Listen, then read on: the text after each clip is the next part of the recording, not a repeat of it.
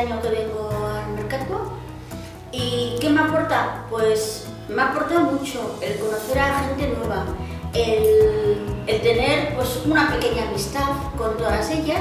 Portugaleteko aisialdi saretik merkatuan parte hartzen dugu partaidetza eta eraldaketarako erraminta ezin hobea delako. Eta horregaitik bertan egiten ditugu gure ekintzak. Zorionak, merkatu! Zorionak! Formamos parte del grupo de On Champion de Portugalete y gracias a lo mercatu pues tenemos una posibilidad de practicarlo de forma gratis y muy a gusto por los medios que disponen. Egia esan, merkatua guretzat, arituz taldearentzat, ezinbestekoa da, bizitza ematen dugu, euskaldunen topagune eta arnasgunea delako. Gora, merkatu euskalduna!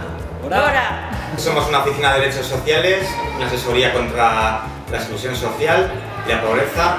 Estamos en el mercado, en la lonja número 4, en la primera planta.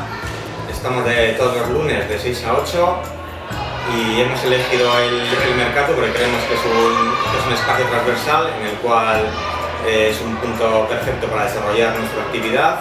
Ostegunero luzatzen dizuegu guk eskua.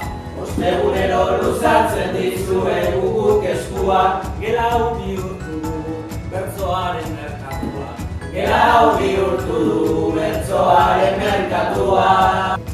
Somos el grupo de costura creativa del Mercatu, nos juntamos los miércoles de 5:30 a 7 y esta actividad lo que nos aporta es creatividad porque la realizamos a través de telas y materiales que tenemos de reciclaje en el mercado.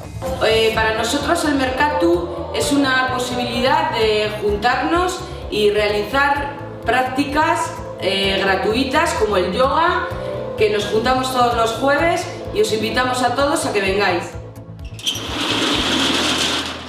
Portugaleteko mugimendu feministak merkatuan ikuspegi feminista bermatzen du. Gora borroka feminista! Portugaleteko merkatuan diversidad social e intercultural. Dar voz a que se la quitan.